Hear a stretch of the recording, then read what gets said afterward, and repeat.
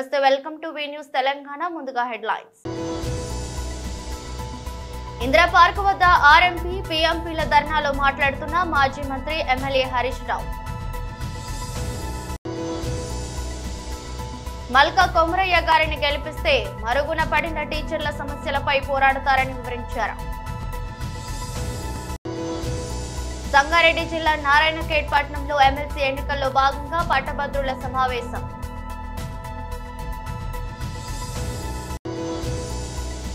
సమయం కోరిన విజయమ్మ షర్మిల జగన్ పిటిషన్ పై విచారణ వాయిదా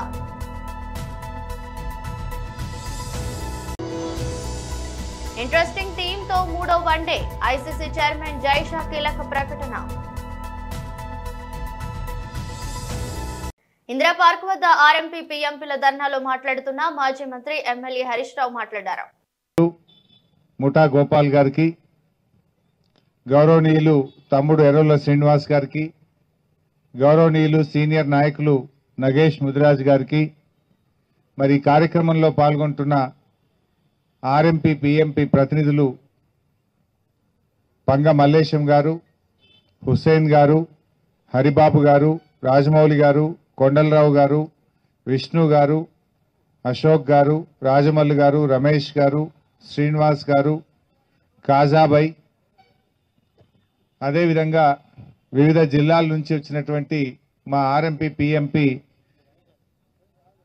తమ్ముళ్లకు, మీడియా మిత్రులకు అందరికీ పేరు పేరున నమస్కారం.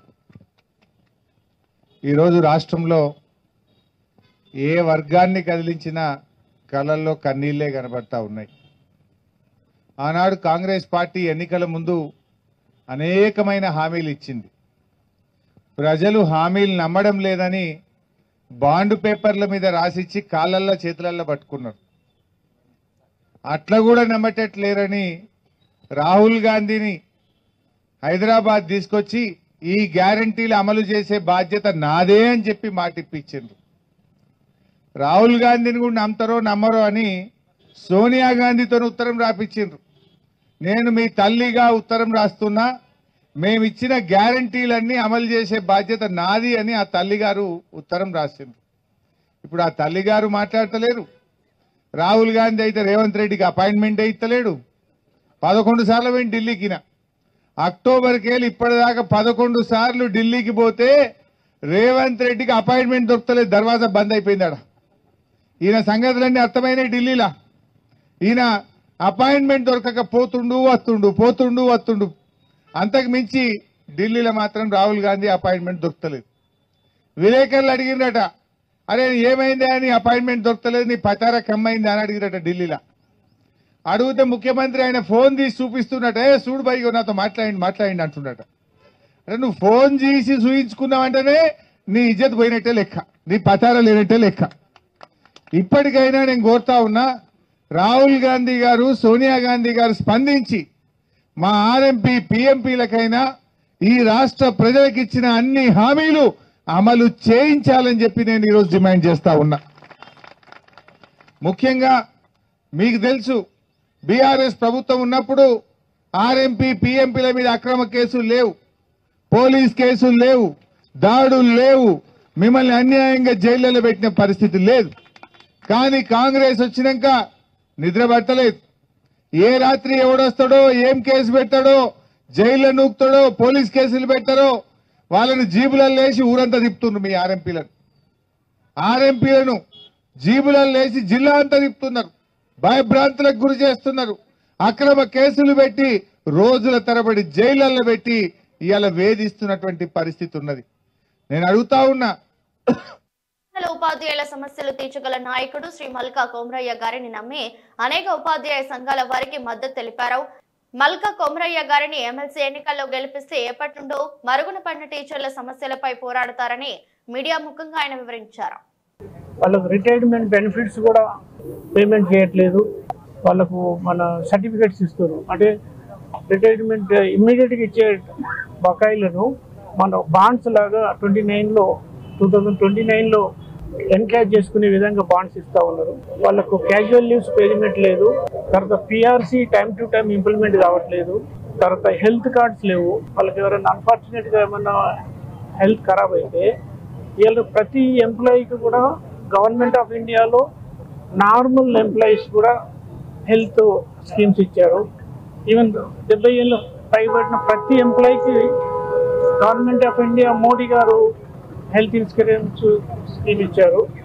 తర్వాత కస్తూర్బా స్కూల్స్కు చాలా అధ్వానంగా ఉంది. వాళ్ళని కాంట్రాక్ట్ లేబర్గా అప్లై చేసుకొని 10 సంవత్సరాలు 15 సంవత్సరాలు వాళ్ళు రిటైర్డ్ కూడా అయిపోతారు. వాళ్ళు రిటైర్మెంట్ బెనిఫిట్ కూడా ఇవ్వట్లేదు. వాళ్ళ పొజిషన్ చాలా అధ్వానంగా ఉంది. సంగారెడ్డి జిల్లా నారాయణఖేడ్ పట్టణంలో ఎమ్మెల్సీ ఎన్నికల్లో భాగంగా పట్టభద్రులు సమావేశమయ్యారు.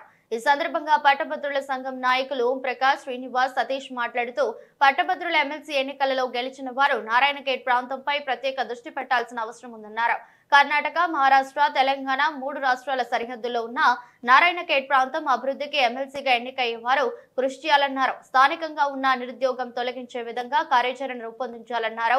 ఈ మేరకు త్వరలో పట్టభద్రుల సంఘం కార్యవర్గం ఏర్పాటు చేస్తామన్నారు. నియోజకవర్గ పరిధిలోని పట్టభద్రులు, యువకులు పాల్గొన్నారు. నమస్కారం. ప్రింట్ మీడియా మరియు ఎలక్ట్రానిక్ మీడియా మిత్రులందరికీ నమస్కారం. ఈరోజు నారాయణఖేడ్ నియోజకవర్గ గ్రాడ్యుయేట్ ఓటర్ల సమావేశం చేసుకున్నాం కాబట్టి ఓటరు మనకు నారాయణఖేడ్లో దాదాపుగా 3,500 ఓటర్లు ఉన్నాయి. గ్రాడ్యుయేట్ ఓటర్లు. గ్రాడ్యుయేట్ల పైన మనకు ఏమన్నా ఇక్కడ పడుతున్నటువంటి నిరుద్యోగ పట్టభద్రులు సమస్యలపైన ఏదన్నా మంచి కోచింగ్ సెంటర్ లేకపోతే ఉపాధి కల్పించాలని ఈ గ్రాడ్యుయేట్ నారాయణఖేడ్ తరపు నుండి మేము నిలబడేటువంటి ఎమ్మెల్సీ క్యాండిడేట్లకు ఒకసారి విజ్ఞప్తి చేస్తున్నాం. ఇక్కడ ఉన్నటువంటి ప్రాంతంలో మనకు ఇంకా నిరుద్యోగం అనేది ఎక్కువ ఉంది కాబట్టి ఇక్కడ ఉన్నటువంటి నారాయణఖేడ్ ప్రాంతం ఇంకా అభివృద్ధి చెందాలని ఎమ్మెల్సీ క్యాండిడేట్లకు మరీ విజ్ఞప్తి చేస్తున్నాము. ఏది ఏమైనప్పటికీ కూడా మన నారాయణఖేడ్ అనేది కర్ణాటక, మహారాష్ట్ర బార్డర్ ఉంది కాబట్టి ఇక్కడ వలసలు ఎక్కువ ఉంటాయి కాబట్టి ఈ వలసల నివారణకు ఎమ్మెల్సీలు ఎవరైతే గెలుస్తారో వాళ్ళు ఇక్కడ పైన దృష్టి పెట్టాలని కోరుకుంటున్నాం. ప్రింట్ అండ్ ఎలక్ట్రానిక్ మిత్రులకు అందరికీ ప్రత్యేకంగా కృతజ్ఞతలు తెలియజేస్తున్నా. ధన్యవాదాలు. ఈరోజు పట్టభద్రులంతా కూడా సమావేశమైనందుకు చాలా ఆనందంగా ఉంది. ఏదో తూతూ మంత్రంగా వ్యవహరిస్తే పట్టభద్రుల యొక్క క్యాండిడేట్లు చాలా పొరపాటు పడినట్లయితుంది. రాబో తరాలు కూడా సురక్షితంగా ఉండాలంటే ఒక ఉన్నతమైనటువంటి పట్టభద్రుల అందరం కూడా ఎన్నుకుంటాము. కావున ఇక్కడ ఉన్నటువంటి సుదీర్ఘమైనటువంటి ప్రాంతము, 2 రాష్ట్రాలతో సరిహద్దు పంచుకునేటటువంటి ప్రాంతము, డిగ్రీ హోల్డర్లంతా కూడా పట్టభద్రులందరూ కూడా నిరుద్యోగులై ఉన్నారు. ప్రత్యేకంగా వారికి సంక్షేమ పథకాలు అందిస్తూ అదేవిధంగా మన ఎడ్యుకేషన్కి సంబంధించింది కోచింగ్ సెంటర్లు ఏర్పాటు చేయాలి. అదేవిధంగా ఉపాధి కల్పించాలి. రాబో నోటిఫికేషన్లలో ఎక్కువ మొత్తంలో వేకెన్సీస్లో ఉండే విధంగా పోరాడతారని ఉన్నటువంటి అభ్యర్థులకు రిక్వెస్ట్ చేస్తూ ఉన్నాను. ఏదో రాజకీయ జపం చేసుకుంటూ పోతే అది మంచిది కాదు. నేను హెచ్చరిస్తూ ఉన్నాను. పట్టభద్రుల యొక్క సంక్షేమం గురించి పట్టభద్రుల ఎమ్మెల్సీలు పోరాడాలి తప్ప రాజకీయ నాయకుల యొక్క ప్రోత్సాహాల గురించి పోరాడితే మంచిది కాదు. ఇక్కడ సుదీర్ఘమైనటువంటి ప్రాంతం ఉంది కావున మైగ్రేషన్ ఎక్కువ ఉంటుంది కావున మైగ్రేషన్ని తగ్గించి పట్టభద్రుల యొక్క ఐక్యతకు కృషి చేయాలని నేను రిక్వెస్ట్ చేస్తున్నాను. ఈరోజు ఈ సమావేశం చాలా ఆనందదాయకము. రాబో రోజులలో కూడా మా యొక్క కృషి ఎప్పటికీ ఉంటుంది. ఇది నిరంతర పోరాట పటిమను ప్రదర్శిస్తాం.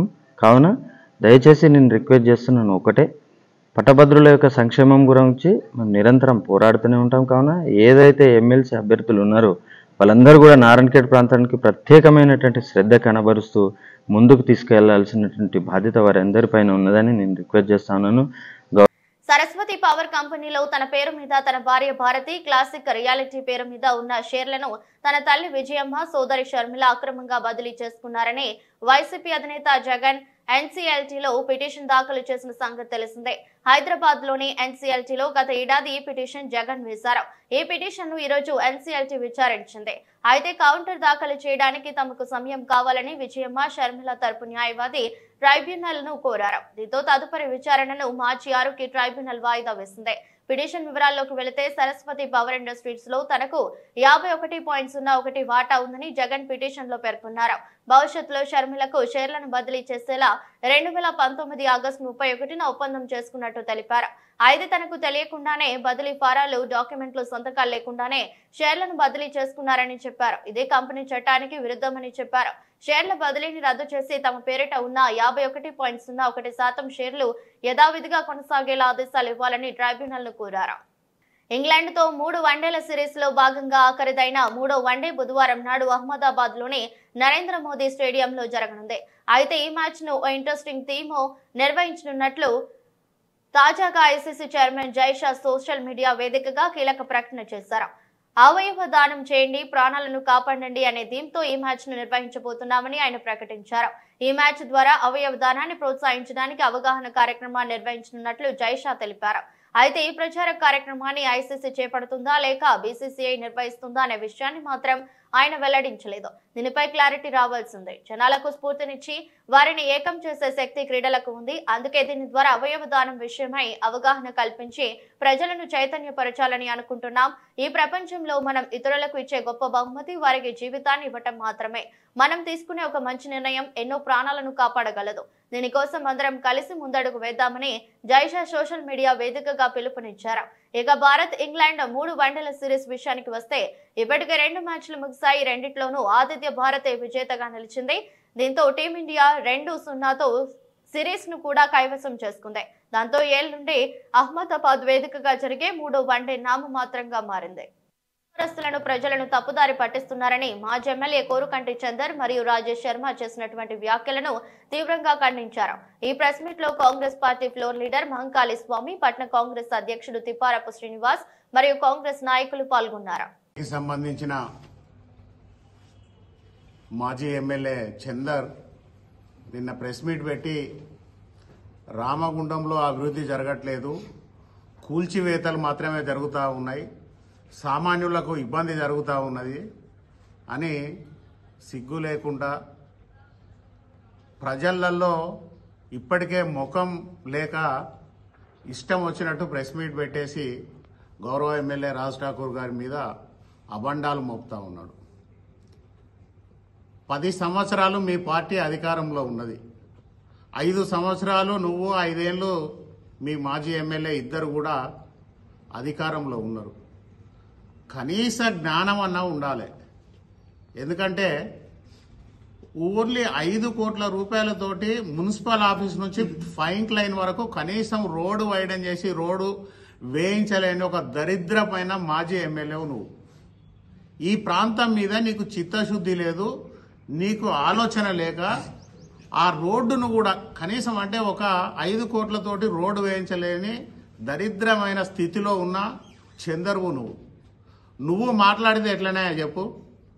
ఈరోజు కూలగొట్టుడు కాదు. గౌరవ ఎమ్మెల్యే రాజ్ ఠాకూర్ మక్కాన్ సింగ్ గారు ఇక్కడ చూడండి, పేపర్ క్లియర్గా పేపర్ చూడండి. 14 కోట్ల రూపాయలతోటి షాపింగ్ కాంప్లెక్స్ నిర్మాణానికి 30 తారీఖు జనవరి 1న టెండర్లు కాల్ఫర్ చేయడం జరిగింది. ఈ ప్రొక్యూర్మెంట్ టెండర్ ఇది ఎవరో దాస్తే దాగేది కాదు. క్లియర్ గా ఫోటోలు తీసుకొని టెండర్ బిడ్ కాడికి పోయి కొడితే ఈ ప్రొక్యూర్మెంట్ ఓపెన్ చేస్తే సింగరేణి కాలనీస్ కంపెనీకి సంబంధించి 14 కోట్ల రూపాయలతోటి షాపింగ్ కాంప్లెక్స్ నిర్మాణం ఇక్కడ హైలైట్ చేసినాం చూడండి. 30 తారీఖు జనవరి 1, 2025 రోజు సింగరేణి కాలనీస్ వాళ్ళు టెండర్ ఇచ్చారు. Only for shopping complex at చౌరాస్తా అండ్ లక్ష్మీనగర్ ఏరియా 14 కోట్లతోటి. అంటే 14 తారీఖు నాడు మినిమం 15 రోజులు టెండర్ కోడ్ చేసినాక 15 రోజుల తర్వాత ఓపెన్ చేస్తారు దాన్ని. అంటే 14th ఫిబ్రవరి రోజు ఈ టెండర్ ఓపెన్ చేస్తే ఏ కాంట్రాక్టర్కి వస్తే ఆ కాంట్రాక్టరు చౌరాస్తాలో లక్ష్మీనగర్ వైపు మొత్తం షాపింగ్ కాంప్లెక్స్ నిర్మాణాన్ని ఏర్పాటు చేసేందుకు సింగరేణి కాలనీస్ కంపెనీ వాళ్ళు ఇచ్చారు. నీ ముఖానికి ఎప్పుడన్నా డిఎంఎఫ్టి నిధిలో, సిఎస్ఆర్ నిధిలో తీసుకొచ్చి ఎక్కడైనా ఒక రోడ్ వేసినావు అనే బాబు? నువ్వు కొప్ల ఈశ్వర్ గారిని వాళ్ళని వీళ్ళని తీసుకొచ్చి ఇప్పటికిప్పుడు విలేకరులు మీరు చౌరస్తాకి వెళ్ళండి, అక్కడ ఒక పెద్ద శిలాఫలకం ఉంటుంది, అక్కడ రోడ్ వైడన్ చేసి రోడ్ వేస్తామని చెప్పేసి. ఇది కానీ గత 5 సంవత్సరాల క్రితం చేసిన పని. 5 సంవత్సరాల కింద శిలాఫలకం వేస్తే మీ ఎమ్మెల్యే మీ కొప్పుల ఈశ్వర్ గారు మీరు ఇప్పటి వరకు ఒక తట్టెడు మట్టి కూడా తీయని సందర్భం. ఇట్లనే వెజిటేబుల్ మార్కెట్కి వెళ్దాం. వెజిటేబుల్ మార్కెట్ దగ్గర మొత్తం ప్లాట్ఫామ్ కడతాం, అదంతా రినోవేషన్ చేస్తున్నామని చెప్పేసి పట్టణ ప్రభుత్వం ₹1 కోటి చేస్తున్నామని చెప్పేసి శిలాఫలకం ఇప్పటికీ వెజిటేబుల్ మార్కెట్లో ఉంది. ఇప్పుడే వెళ్దాం చూద్దాం పండి. ఇప్పటి వరకు కనీసం ఎవరు తట్టాడు మట్టి కూడా తీయలే. కానీ ఈరోజు గౌరవ ఎమ్మెల్యే రాజ్ ఠాకూర్ మకాన్ సింగ్ గారు తనకున్న పరిచయాలతోటి తనకున్న అనుభవంతో ఈ రామగుండాన్ని ఒక మంచి నగరంగా తీర్చిదిద్దాలి, ఒక మెడికల్ హబ్గా తీర్చిదిద్దాలి, ఒక వ్యాపార కేంద్రంగా తీర్చిదిద్దాలి. హైదరాబాద్ పాత బస్తీలో బీసీ గర్జన చేపట్టారు. ఆకుల శ్రీనివాస్ పాత నగర బీసీల తరపున విలేకరుల సమావేశం ఏర్పాటు చేశారు.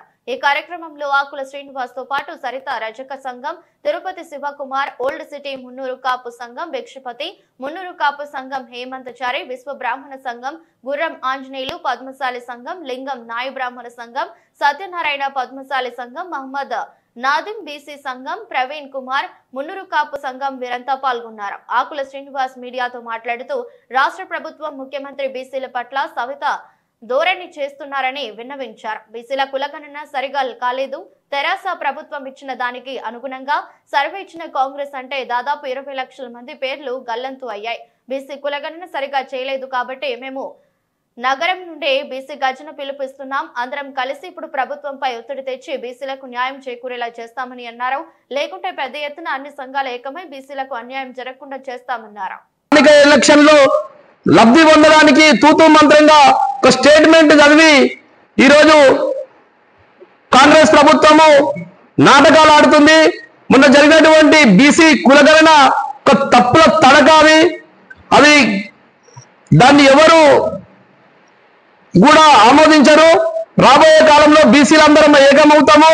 మీరు చేసినటువంటి ఈ తప్పుల తడక సర్వే మరొకసారి రీసర్వే చేసి తొందర 10-15 రోజులు టైం తీసుకొని, నెల రోజులు టైం తీసుకొని అయినా సరే సర్వే చేసి మా బీసీలకు దక్కాల్సిన వాటను మీరు చూయించి, మీరు 56% ఉన్నటువంటి బీసీలను ఈరోజు 46% గా మీరు చిత్రీకరించారు. అది చాలా తప్పు. మీరు బీసీలను తక్కువ చేసి జనాభా లెక్కలు 2011లో ఉన్నటువంటి లెక్కలు 2014లో కేసీఆర్ గారు చేసినటువంటి సమగ్ర సర్వే కూడా తుంగలో తొక్కుతూ మీరు ఈ రోజు చేసినటువంటి ఈ సర్వే చాలా తప్పుగా ఉంది. 20 లక్షల మంది జనాభాను మీరు చూపించకుండా, అలాగే మాకు వచ్చే వాటను రాబోయే కాలంలో మా పథకాలు కానీ, మా ఉద్యోగాలు కానీ, మా రిజర్వేషన్లు కానీ మీరు అమలు జరగకుండా కుట్రబన్ని కాంగ్రెస్ ప్రభుత్వం బీసీలను అనగదొక్కాలన్న ముఖ్య ఉద్దేశంతో ఈ ఉత్తమ్ కుమార్ రెడ్డి, ఈ రేవంత్ రెడ్డి, వీళ్ళందరూ మా బీసీలను తొక్కాలని చూస్తున్నారు. మా బీసీ నాయకులు కూడా సోయి లేకుండా వాళ్ళు చెప్పింది తారా అంటే తందాన అంటున్నారు. ముఖ్యంగా పొన్నం ప్రభాకర్ అన్నకు, కొండ సురేఖ గారికి మేము విన్నవిస్తున్నాం. మీరు కూడా మా బిడ్డలే. మన హక్కుల కోసం మీరు కొట్లాడితే మీరు చరిత్రలో నిలిచిన వాళ్ళు అవుతారు. కాబట్టి పొన్నం ప్రభాకర్ అన్న కానీ, కొండ సురేఖ అక్క కానీ మనకు రావాల్సిన వాటా మనం కొట్లాడితే తీసుకోవాలి.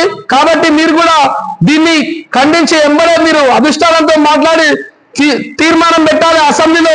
దాన్ని బీజేపీ ప్రభుత్వం కళ్ళకపడమైనటువంటి మాటలు మాట్లాడుతూ బీసీ ప్రధానమంత్రి అయి ఉండి కూడా మనం చేసినటువంటి తీర్మానాన్ని ఒక ఛాయ్ అయినంత సేపట్లో వాళ్ళు మనం పార్లమెంట్ లో చేయొచ్చు.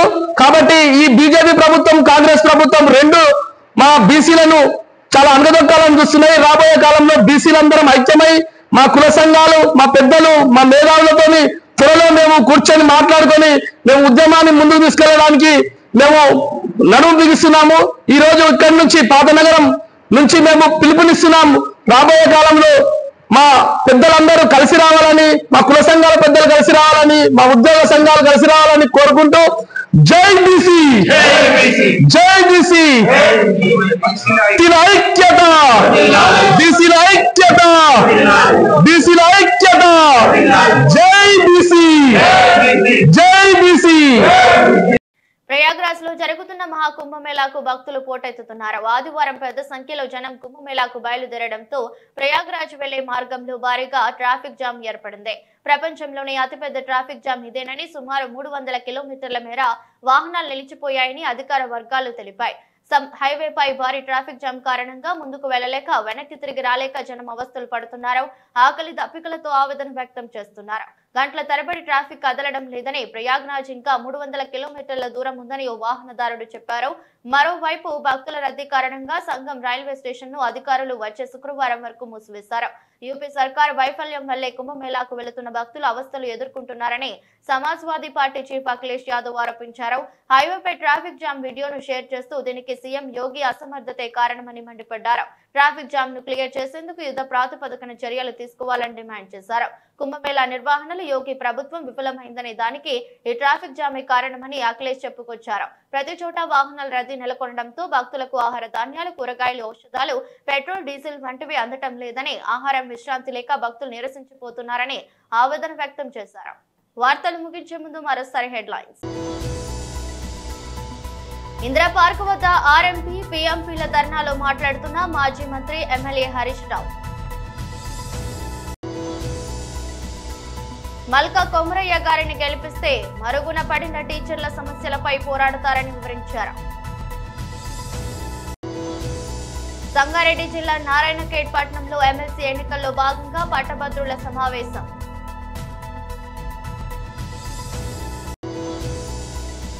సమయం కోరిన విజయమ్మ, షర్మిల, జగన్ పిటిషన్ పై విచారణ వాయిదా.